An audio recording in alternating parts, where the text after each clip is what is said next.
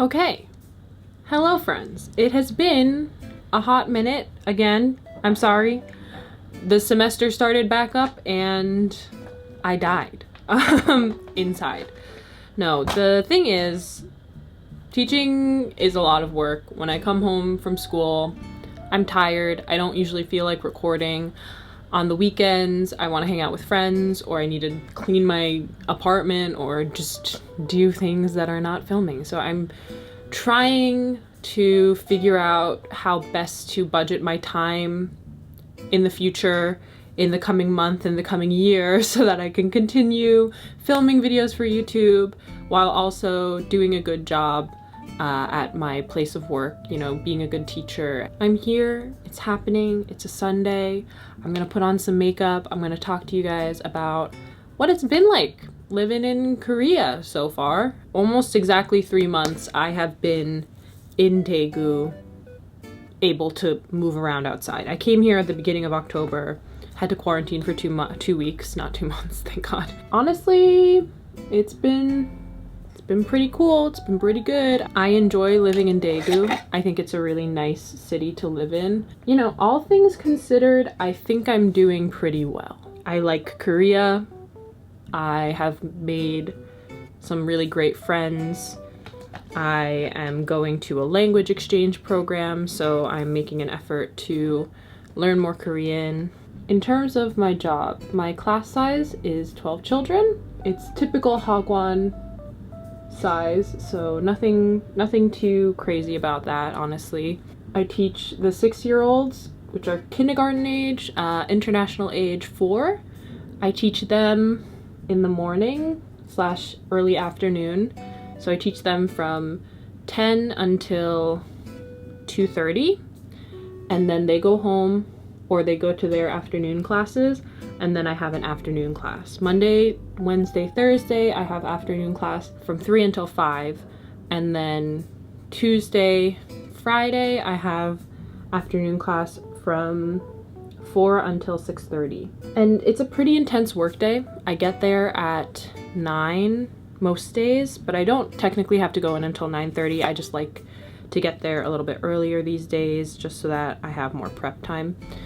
So I go there at 9 and I don't go home until 6:30. I would say most of the time that I spend at the school is spent teaching, which is not something that you experience when you come here teaching public school, for example. Like if you're here doing the EPIC program, you spend a lot less time actually teaching in the classroom and a lot more time prepping your lessons. In the hagwon, it's a lot of teaching time, which I actually like, just because I find that I get to know the kids really well. Even though this is tons and tons and tons more work than I was actually doing in China, I enjoy my job a lot more here in Korea. I just like the work environment a lot more. I enjoy spending time with my coworkers. My coworkers are really great. I like that here in Korea at the hagwon, I'm with the same 12 kids in the mornings. You know, I get to know them. I know all of their names. I know all of their personalities. I know what they like. I know what they don't like. I get to have conversations with them, and I get to,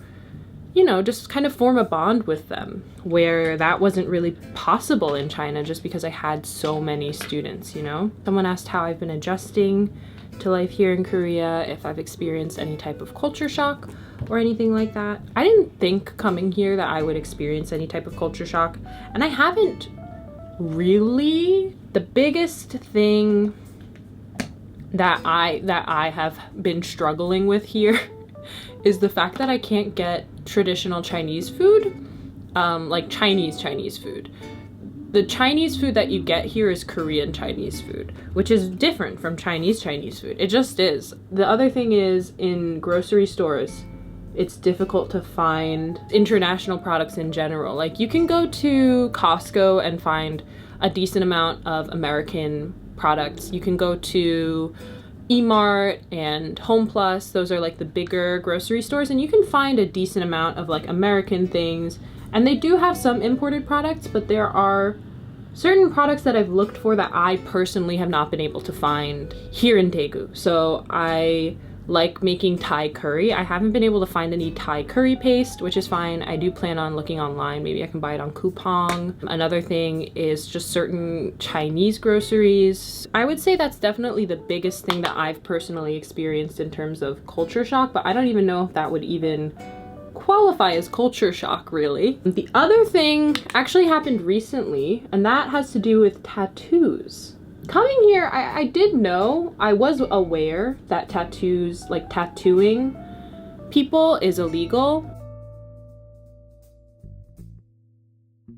So you don't see tattoo parlors just out on the street. People tattoo here, but they don't advertise it out on the streets, you know? You won't see a sign, you won't see a storefront. And I did know that coming here, but knowing it and then like going to a tattoo shop and experiencing how they have to work are two totally different things. Like I did not get a tattoo. I've never gotten a tattoo. I do intend on getting a tattoo, but I did recently go to a tattoo shop with my friends while they were getting their tattoos done. It felt like I was entering a speakeasy or something, you know, like you hear about the Prohibition era speakeasies that they had back in the US, where you had like a secret password and they would let you in and you would go downstairs and it would be like this bar in the basement. That was like basically what happened. I mean, my friends had to let the artist know that we were on our way, and they met us at the door to the place, but it was like this sketchy looking like basement door they had to let us into. And then once we were inside, they had to like lock the door behind us, and we went downstairs and it was like this basement area. Minus the whole basement thing, it did just look like a tattoo shop that you would see anywhere. Like it reminded me of certain tattoo shops in the US too. It's still wild to me that it's not legal yet in Korea, South Korea. So that was probably my greatest instance of culture shock that I experienced. Somebody asked about how I've been meeting people / making friends while living in Korea without speaking the language. The main way that I've been making friends, I mean, my closest friends that I've made here so far are my coworkers. Mainly the foreign coworkers that I work with, the other foreign teachers that work at my school. Those are the people that I hang out with most often. However, I've also been making friends through a language exchange program here in Daegu. So I would say that that's my main piece of advice if you are moving to live in a foreign country where you don't speak the language. Make an effort to learn the language. Not only will that just make life easier for you, but it will open up doors for you to meet people and make friends. You can join language exchange programs and meet native speakers and improve your language learning and your language skills. I know that that's probably really basic advice and probably self-explanatory, obvious advice, but that's genuinely like the main way that I have been meeting people is through my work and through the language exchange program. Someone asked if I feel insecure about being a foreigner here in Korea. No, I don't think I have any like specific insecurities that go hand in hand with like being a foreigner here. Frick, I just got mascara all over my eyelid. The times when I feel insecure about being a foreigner are the ones where I'm in a situation where somebody says something to me in Korean and I can't answer them because I don't understand what they've said. But usually once I say something to them, usually I just apologize, I just say sorry, and they realize, oh, she didn't understand me because she's a foreigner. If they realize that you don't speak fluent Korean and you don't fully understand everything that they're saying to you, the vast majority of people here try to meet you in the middle, which I really appreciate. So many people go above and beyond what is what I would ever expect of them. You really don't have to, like, it's totally fine. Like, I am a guest in your country. I am trying to learn the language, but you know, there's only so much you can do in a few months.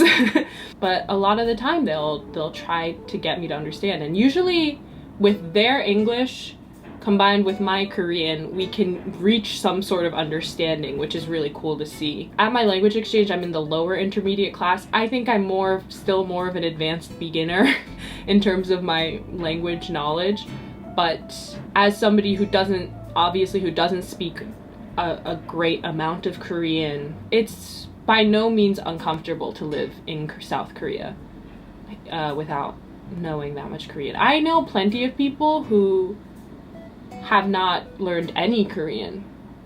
Same thing in China. Like, I knew a bunch of expats who learned no Chinese in the amount of time that they had spent living in China, and they loved living in China without speaking the language, which boggles my mind a little bit. Like, even just for myself, I think it's polite to learn the language of the country that you are staying at, just so that you can have even just basic interactions with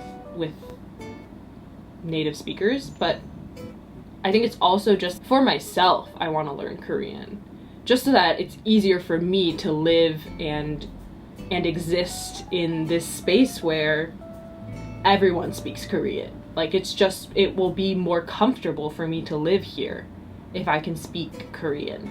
You don't need to, but I would recommend it. Like, study before you come here so that you at least have a little bit under your belt. You can at least say thank you, please, my name is. It's because I'm making an effort to study that my Korean is improving little by little. But even living here, like, I'm an English teacher and most of my friends are foreigners, so I'm still speaking English 99% of the day.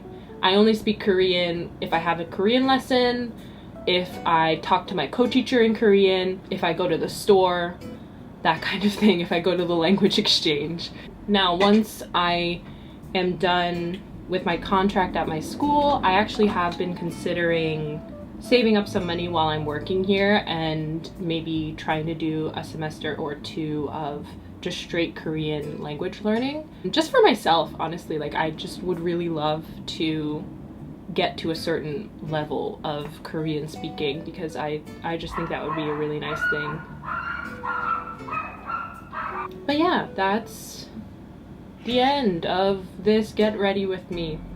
The bottom line is, I am busy, I am working hard, but I'm happy.